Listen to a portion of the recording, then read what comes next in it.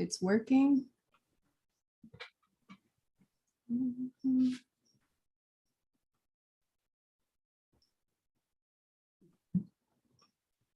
And it is perfect. All right, thank you so much everyone for joining us for our webinar. I'm very excited to present to you our speakers today. We have a pretty, I think it's nice because we have good news to talk about for this webinar. We have a victory to celebrate and discuss, which is not always the case. You know, the victories are hard to get, they're rare, but when we do get them, they're definitely worth it. So thank you all so much for joining us. My name is Neda. I am the CCF Prisoner and Family Support Coordinator. With us today, we have Amith Gupta, CCF staff attorney, and Amina Ali's attorney, which we're very excited to speak to him because he's the attorney who wrote the motion that got Amina Ali free. We also have with us Faduma Farah, who's Amina Ali's daughter, and I'm also very excited to speak to her as well. So thank you so much to the both of you for taking the time to be here. We were also supposed to have Suad with us, who's a community member. She's hopefully going to be on a little bit late. She's stuck in traffic, but hopefully we can get to speak to her towards the middle/end of the webinar. All right, so I just want to jump straight into it. I guess let me start off with Amith. Can you just briefly introduce yourself and, talk to the audience? Hi, so my name is Amith Gupta. I am a staff attorney with the Coalition for Civil Freedom. So I was the attorney representing Amina Ali in the compassionate release motion that we filed to get her released. It's been a little bit over a year since we were able to obtain the victory, but I think we never really got a chance to talk about it or celebrate at the time because things were so hectic in terms of getting her out of the prison and I think into a halfway house at first. And I think we put out a brief statement, but we never really got to discuss it in detail. So I'm happy that we're finally here together to be able to do that. Thank you so much. I am also happy. Faduma Farah, can you please also briefly introduce yourself, tell the audience who you are? Hi everyone, my name is Faduma Farah and I am the daughter of Amina Ali. So I basically reached out to the CCF and Amith Gupta took it from there. So I don't have much to. Thank you so much for being here. I'm super excited. Yeah, so I guess let me just start off with our first question, which is for you, Faduma. Can you please tell us, for those hearing Amina Ali's name for the first time, who your mother is and who she was before the case started, and also to you as her daughter? Yeah, so before the case, she was born in Somalia and she grew up there and when she grew up, she became an Italian teacher, she's taught the language. And then when the Civil War broke out, she moved to Yemen with a couple of family members. And she basically was a nurse's aide there, and she did a lot of laboratory work. And then after a while, she's in the 1990s, she decided to move to Rochester. Well, first it was Atlanta, Georgia, and she worked in some companies like TJ Maxx and things there. And then she was taking care of her mother and my grandma full time. So it was kind of hard to work and do all that. So then she moved to Rochester, Minnesota, where she could be closer to Mayo Clinic. And yeah, so basically she was just taking care of my mom and she got married to my dad there and had us. And yeah, so she basically took part in sending money to people in Somalia and as well as clothes that were donated. And she was making sure that it got to people who needed the money and clothes. And that's how the case began. And I guess in the community, were you guys very close with your community? Or how was her involvement in the community? I guess, how did people know her, see her? Yeah, so she knew almost all the people in the Somali community, and she taught Arabic as well as the Quran, and she was teaching people Islam. So there was always a lot of people in her house, and she was always teaching, and she really loved doing that. So yeah, she was very well known in the community. So yeah, I guess that's a good point, that she was a prominent community leader, which hopefully we'll discuss also in more detail later on. Now I want to turn to Amith. Amith, can you talk a little bit about the case and the legal aspect, kind of just walk people through like the beginning to the end, and you know, as her attorney, no one knows it better than you. So take the floor, please.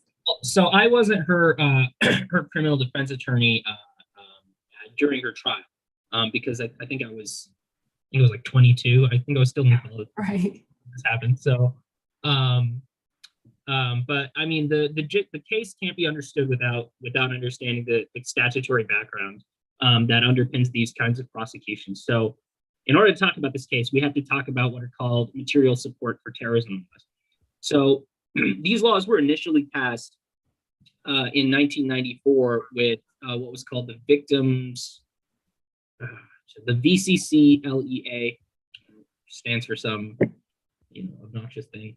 But this was a law that was passed initially with the as part of a larger crime bill. It's the same crime bill that was that's been credited for kind of kicking off a lot of the mass incarceration efforts that are now coming under greater scrutiny. But this law basically says that it's a crime to knowingly attempt or conspire or actually provide material support or resources, or conceal or disguise material support or resources, knowing or intending that they be used for a specific crime, and that those crimes are listed in the statute as crimes of terrorism.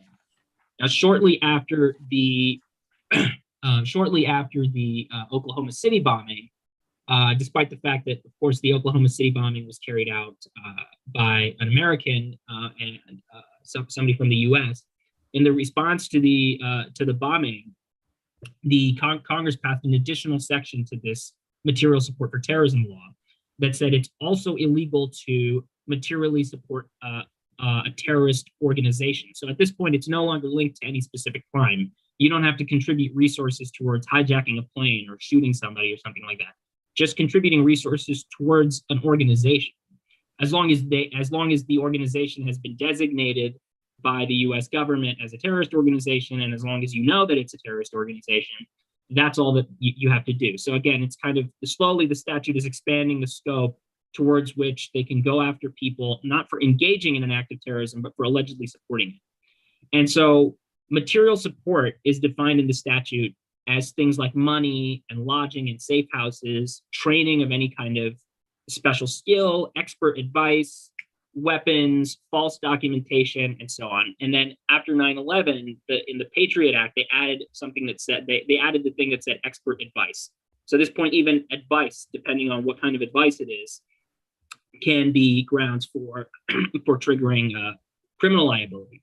So essentially, this creates this extremely expansive framework in which just being kind of associated with organizations that the U.S. government has designated as terrorist groups can kind of put you in legal hot water. And of course, there's no real way to investigate anyone committing this crime without doing things like mass surveillance, without paying very close attention to the minute associations that everyone in a community has, and basically deterring and raising the costs of anyone engaging in anything like charity, for which there's no exception. And that's not a coincidence that when the law was being passed, that was suggested as an idea that should there be an exemption for things like humanitarian assistance. And they said no, because their logic was even humanitarian assistance, if it goes through the hands of an organization that we've designated as a terrorist group, can help the terrorists. So it doesn't matter if the aid doesn't even go towards the group, even if the ultimate recipients of this aid is, normal people, average people, it doesn't matter. That's seen as material support for terrorism. So that's the law that was used to prosecute Amina Ali.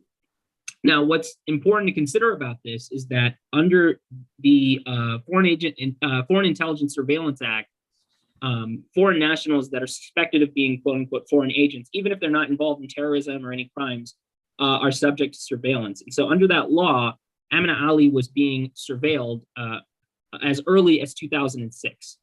And that's important because in 2006, the group that they've tried to link her to wasn't considered a terrorist organization according to the US government. So as early as 2006, Amina Ali was sending the charity that Faduma described to Somalia, and she was sending it through basically the only people that were reliable, the only people that weren't corrupt, the only people who weren't skimming off of the top, the only people that actually had a functioning aid network in Somalia. And that group, which was Al-Shabaab, at that time, this wasn't illegal. This wasn't a crime. At some point in 2008, the US government decided that Al-Shabaab would go on this list of terrorist organizations, basically because Al-Shabaab was opposing the US and Ethiopian intervention in Somalia. And so at that point, they continued wiretapping her, and they kept watching these transactions going through. And why that's important is, normally when it comes to these kinds of prosecutions, they play up the significance, and they say that, you know, things like giving even a small amount of charity or money or clothes to people in another country is such a serious offense because it somehow tangentially involves helping the terrorists, that we need to be able to stop these acts in advance. But what's different in this case is they just kept watching as she kept sending the money, just so that they could rack up greater penalties when they eventually prosecuted her. They could have, if they wanted, intervened in advance and simply told her, hey, you can't do this anymore. And then, but they never did that.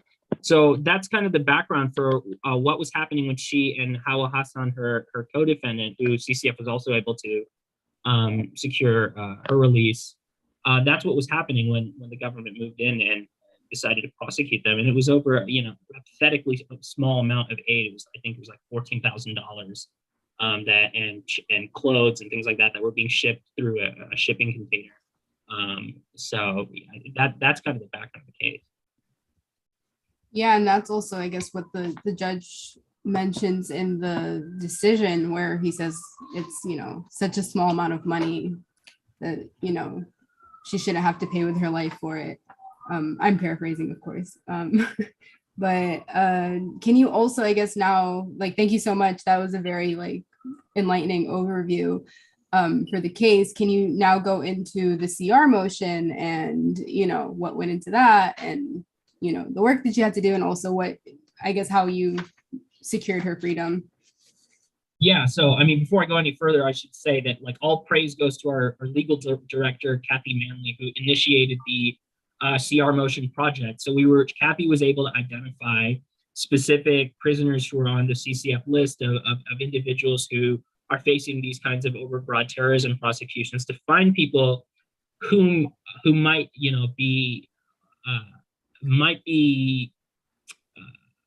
whose cases might be amenable to winning a CR motion. What a CR motion is basically a compassionate release motion. Basically says that the circumstances of a person's imprisonment, basically usually because of medical conditions or other extraordinary factors, weigh the sentencing judge to change the sentence. And so essentially what we were able to do was argue that Ms. Ali's lung conditions that she's had, since the 80s, made her extremely vulnerable to COVID. And in addition, the facility where she was being held, which is an awful facility, not that any federal prisons are particularly nice places to be, but this facility was doing basically nothing to stop the spread of COVID. And so her life was in danger. And that was essentially the argument we were able to make. And that, in conjunction with the fact that she had already served about 10 years of her sentence, I think that was enough to sway the judge to say, this is enough, and to release her. Thank you so much, Amith. Can you also, I guess, speak to the First Step Act as well? Yeah, so the First Step Act was a law that basically expanded the scope and the discretion that sentencing judges have to enter these motions. Before, if you wanted to do this, you had to ask the warden of the prison that you were in, or the Bureau of Prisons, for a release. And of course, as you can expect, in 99.99% of cases, they would just say no, because they have no interest in letting them out. This law slightly changed that and said, now if they deny that motion, if the prison administration denies that motion, you can ask the sentencing judge. It also allowed the judges greater discretion to interpret things like what counts as an extraordinary and compelling reason for somebody to be granted release. And it's not limited to the internal administrative guidelines that govern the Bureau of Prisons, which basically limit it to certain medical conditions. So although the judges are still required to consider that and to consider the significance of medical conditions, they're not restricted by it, which means that in this case and in other cases, we're able to also bring up other factors that, including just things like the outrageousness of the sentence, which is the focus of our argument in another compassionate release effort that we're still waiting on, which is the Cromedy Newburgh 4 case. So how many CR motions in total have, I guess, you or CCF as a whole filed, and how many of them were successful? I think at this point, it's probably been like, I know Kathy's put in a bunch of them. I've done, I think, about 5 or 6. Two of them have been, well, one of them has been unsuccessful, unfortunately. Another one, the judge never ruled on it, but we have had at least 3 successes so far, including this case, Amina Ali's case, Hawo Hassan, her co-defendant, and then of course we also had Sami Hassoun. We've had a 4th one as well, Ardit Farizi. Oh, okay, yeah, that's I didn't work on that one. Yeah, I think he might be watching actually, but yeah, I saw his name in the registration. But yeah, so 4. That's very impressive. But I mean, I think we have filed it over like 10, I want to say. So it's kind of hard to get a successful motion. So it's impressive that we did get 4 successful ones total. Yes, he's here. Hi, Salam. Yeah, so again, this is all like great stuff to hear and to learn about. And I want to, I guess, turn to Faduma again and speak a little bit more about, your mother and her case. You and your sister, you guys were 8 and 9 years old when your mom was taken from you. Can you speak a little bit to how that experience was for you? And, now looking back, how do you feel about it, I guess? Yeah, so my mom was taken to prison when I was 8, and before it was me, my mom, and my grandma, and my sister, and my father, of course. But like right when my mom went to prison, 2 years later, my grandma passed away. So it was like everyone was just leaving. But I would say I wasn't, of course I was affected, but I still had like my father there. So it was, and my aunt as well. And so as I grew up, it didn't, I would call my mom and I would visit her a lot. So I would say that it did affect me, but it didn't affect me as much as some people who don't have any parents around. So and I was fortunate to have like my dad who works, so I didn't have to like worry about things like, I don't know if you would elaborate on something. No, thank you so much. I'm so sorry. I was just actually reading Kathy's comment. She corrected me, says Ardit's case wasn't us, someone else did that motion, but we have 3 victories and several still pending, which hopefully will be successful. But yeah, sorry. No, that's, I definitely hear what you're saying. I know a lot of these cases when, the family member is being accused of terrorism, a lot of people just dip and, like are scared. And so they just walk away from the family. Some people's like own family will walk away from them in, some cases. So it's definitely a difficult thing to deal with. And I mean, I guess it makes it easier that you had people there, but at the same time, it's definitely still not an easy thing to put up with, your mom going to prison for that long. Well, I think that's one thing that's notable about this case is that, of course I wasn't there, but at every court hearing, including when I'm reading all the transcripts, there's like comments about how many people are in the gallery. Just like everyone from the Somali community would just come out to defend Amina, and so I feel like it's kind of sad that hasn't been replicated in every community, but I think it's important in this one that it was. And I of course I can't speak for the judge, but I wonder to what extent that may have especially in stuff like this, where the judges actually do have greater discretion about how important it is to have a supportive community, which is why I think not only those folks coming out was important, but us having this network at CCF, where everyone, including our dean, it can kind of come together like this, and we can all support each other. Yeah, I think it definitely helps to have community support. They'll feel pressure to do something about it, versus in the cases where it's like the courts are empty and there's no one there to show support, so pretty much they can just do whatever and get away with whatever at that point. But yeah, I think it also really speaks to how much of a loved and valuable community member your mother was, or community leader. And I think someone even mentioned or asked earlier, they sent this comment just to the panelist and host, is how is this different from the HLF5 case? Which, I mean, I guess aside from some differences, it's extremely similar in that they went after community leaders and members who are very loved, who are doing charitable work, and were targeted on that basis. So I guess I had this question set for later on, but we'll just jump into it now. Amith, can you speak to the parallels between this case and other cases? Amina Ali is not the first person to be prosecuted this way, and especially not for charity. Can you speak to parallels in other cases? And what does this say also about the government, that they're going after community leaders and people who are doing charity?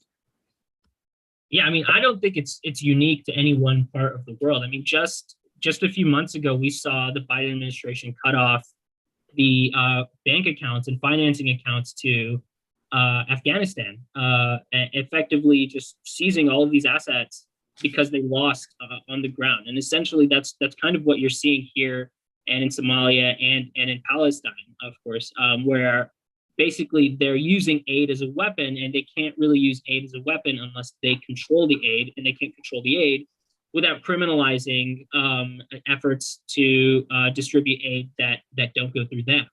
And why that's particularly destructive is that in a lot of cases, the aid that goes through them isn't designed to ensure any kind of long-term stability or any aid. It's there as a weapon. It's the kind of aid that you see people, prison guards distributing in a prison. Except the prison isn't the prison is an entire country. I mean, even what international observers and humanitarians and jurists, and what they had to say about Al-Shabaab and about the group that preceded Al-Shabaab, which was the Islamic Courts Union, was that they were actually successful in reducing things like malnutrition and ensuring that people had access to schooling and access to other resources that people in armed conflict zones don't have. And it's important because this was in Somalia. This was not in a place where things were stable, or where there was any kind of long-term history of anyone having access to anything. Of course, Amina Ali herself had to flee Somalia because of the collapse of the country. So criminalizing aid at a time where the people in those places don't really have any choice. It's not really, it's obviously not an attack or an attempt to restrict terrorism or Al-Shabaab or Hamas or the Taliban. It's an attack on the people that live there. And so I think it's gruesome. And now you're seeing the Biden administration go further and say that they're sending 500 troops to Somalia for the sole purpose of taking out leaders in Al-Shabaab. And they're convinced that this is some kind of major security issue for the United States, but nobody can explain why. In what way is this a security issue for anyone that lives in the US? It seems like the only people whose security is being taken away is the people that live there. And it's not limited to sending soldiers to kill people. It's also, it includes things like this case where people are being thrown in prison for the crime of trying to send, some tiny amount of money or clothes or shoes or things that people need. And yeah, I think it's barbaric. I missed some of your response because my internet went out, but I'm back. But I think just based off of the parts that I did hear, leads me into my next question for you, Amith. In your statement that we released earlier today, you said that Amina's prosecution and her imprisonment was and remains entirely consistent with U.S. policy in Somalia. I guess, can you discuss this part of your statement further and draw the connections for people who might not see them?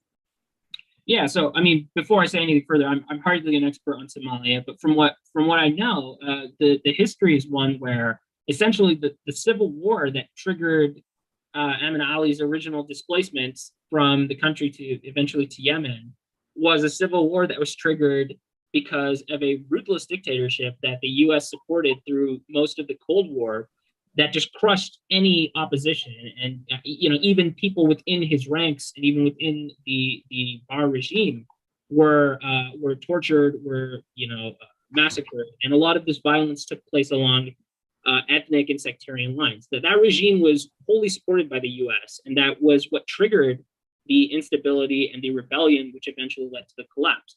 So this is an example of the U.S. being willing to support factions in Somalia with basically no real regard for the humanitarian effect.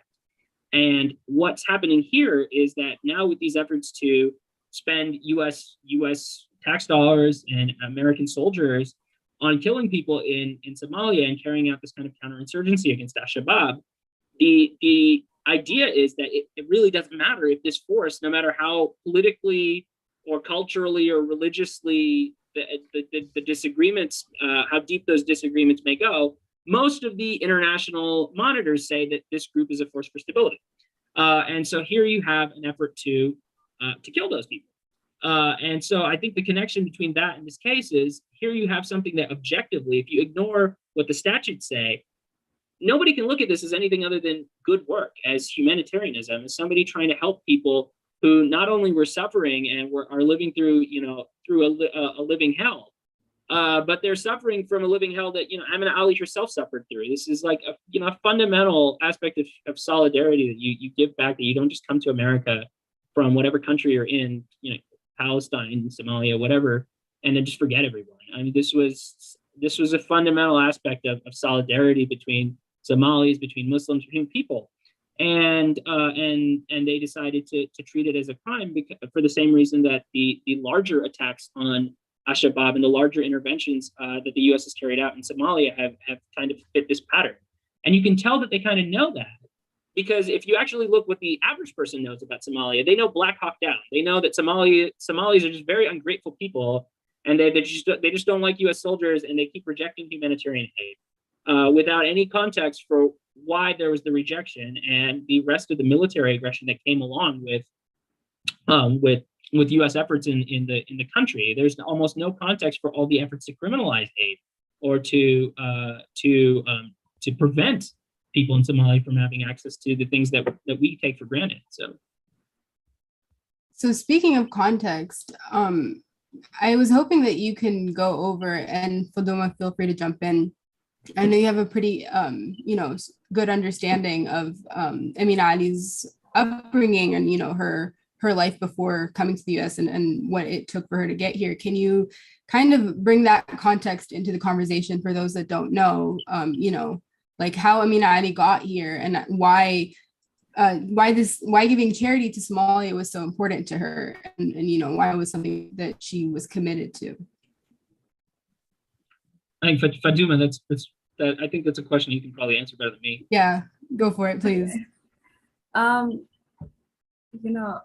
Okay, so I know that when she lived in Somalia, she I know good things. Like, she enjoyed her time there because the civil war was happening, but where she lived kind of further from it.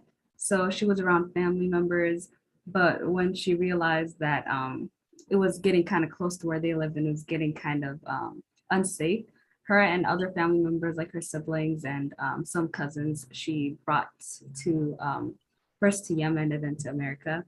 And interestingly enough, some were her family members' kids, like people that were like kind of distant relatives. And she was able to take their kids, but they weren't able to come. So she was also raising 4 kids before she had us, and she was in her 20s. So so I know they're here, and she had a lot of influence on them and helped them be what they are now. I don't know if that's what you. That's so sweet. No, that's definitely a good answer. I know, but I know Amith was also telling me how, just seeing and I know this is true for many people that leave their home countries, is that they don't forget what other, what they were struggling through and what they saw other people struggling through. So I guess that's also a really important thing to remember when, why we do this charity work and why we do these, this type of work of helping people back home, is because those are our roots. That's also an important parallel with the Holy Land Foundation. Is that the only reason the Holy Land Foundation existed was because it directly impacted the Holy Land Five, who had come from, I think, from Odessa. So yeah. So I guess, Amith, can you speak a little bit more to also the impacts of these cases, and why does the FBI target these communities, and what are the ripple effects that this has on communities, as far as, you even mentioned surveillance being an essential part of conducting these operations and criminalizing our community members. Can you just speak more to that and the effect and impacts that we are seeing today because of these cases? Well, I think part of the reason they're doing it is because they don't really know how else to show any results. I mean, it's worth emphasizing that a lot of the conduct, even in this case, a lot of the conduct that they're trying to criminalize, that had been going on for years, and nobody really cared because nobody thought it was significant. And no one treated it as if it was a terrorism offense. The same thing is true, of course, for the Holy Land Foundation. Is that everyone kind of knows that these are wonky policy justifications for really just going after humanitarianism. And there's no real indicator that it in any way stops the kinds of stuff that they're thinking of when they talk about terrorism, and may even make it worse. But as far as the political effect, yeah, I mean, I think Faduma and Suad can probably talk about it more, being on the receiving end of it in the Somali community. But yeah, I mean, how can it's essentially saying, it's one thing to criminalize, the bad things like violence or whatever. Now you can't even do the good things. You can't even do charity work. You can't do, volunteering. I mean, these are the kinds of normal aspects of human association. And what's worth emphasizing is that in any other context, they would agree. When it comes to aid that goes through channels that they like, they have no interest in criminalizing. And an example that I would point to is Ukraine. They don't care who it's going through. They don't care if it's going through factions that they themselves have previously criticized for things like Nazi affiliations and stuff like that. And that's not to say that we should we shouldn't support humanitarian efforts in Ukraine. But again, you can see the hypocrisy. You can see the kind of, there's a complete disregard for, well, whose hands is this going through and where's it going to end up? None of those kinds of questions that they kind of raise out of thin air when it's Somalia or Palestine are being asked when it's consistent with U.S. foreign policy. So I think that's worth pointing out, is that, this really is, it's not a security thing. It is a political thing. It is an effort to kind of create a chilling effect in this community around activism. And of course, when we factor in that criminalizing material support isn't limited to money and stuff like that, it includes things like expert advice and expert services, which includes basically acts of speech. The Supreme Court has held that it would be lawful for the U.S. government to prosecute people if they were to approach one of these groups and give them diplomatic advice, like how to approach the United Nations and lobby. It's been ruled that doing things like training people in some of these organizations on how to drop their weapons and enter peace talks, these would be potentially acts of material support for terrorism. We just as an anecdote, last year there was a webinar that some professors at San Francisco State were trying to have about Palestine, and they invited a very prominent Palestinian figure, Layla Khaled, to speak on that webinar. And before, like midway through the webinar was shut down by YouTube and then by Zoom and then by every one of these tech companies, because they were worried that depending on what was said during the webinar to Layla Khaled or with Layla Khaled, that might count as material support for terrorism, because Layla Khaled has never publicly disaffiliated herself with a Palestinian leftist group, the Popular Front for the Liberation of Palestine. And so because she hasn't disaffiliated herself with that, and because I could potentially say something on that webinar, I wasn't on the webinar myself, it's whoever was on it, if they could say something to Layla Khaled that that counts as expert advice, and that the Supreme Court is willing to say is the kind of speech that they're willing to criminalize. That's all it takes for not just the people on the webinar to get in trouble, but potentially even the intermediaries, even the tech companies. So this is the extremes to which material support for terrorism laws have been used to just shut down normal relations, including speech. And so I feel like it's pretty straightforward why they're doing it. This is like a way to do an end run around the First Amendment, around basic political freedoms. That's a really good response. Thank you, Amith. I guess I also want to ask you guys, both of you, what role did Islamophobia play in your mom's case? And as far as, just you also growing up and like going and visiting her in prison and all of that, how did you see Islamophobia play out in your mother's case?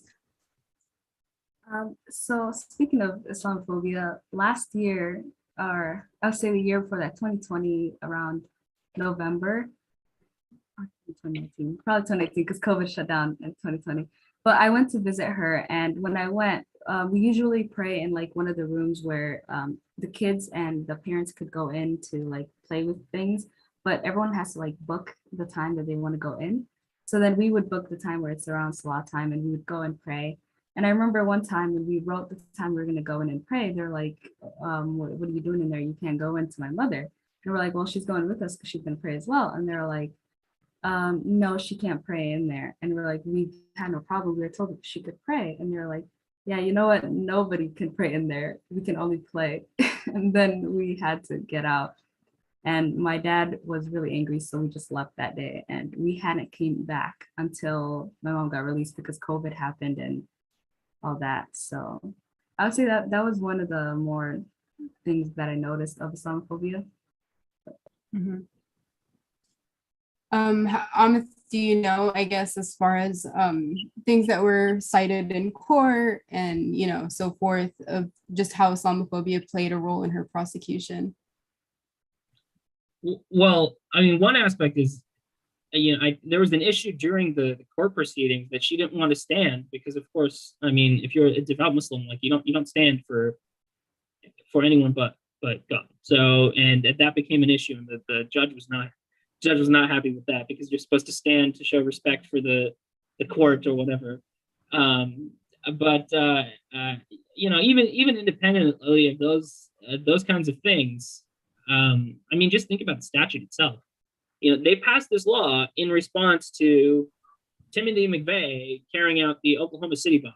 Timothy McVeigh is not a foreigner. He's not a Muslim. He's not from another country. He's not from Somalia. He was a U.S. soldier who was angry about various acts of police violence that he viewed as tyrannical. And so he carried out this bombing of a federal building. And their response was to go after people who had really nothing to do with it. And if you go back to those days and see why, you can see who was exploiting this climate. That before they knew it was Timothy McVeigh, there were 100 different cranks on TV saying this has all the signs of an Islamic terrorist attack, and this is Muslims, and Muslims did this.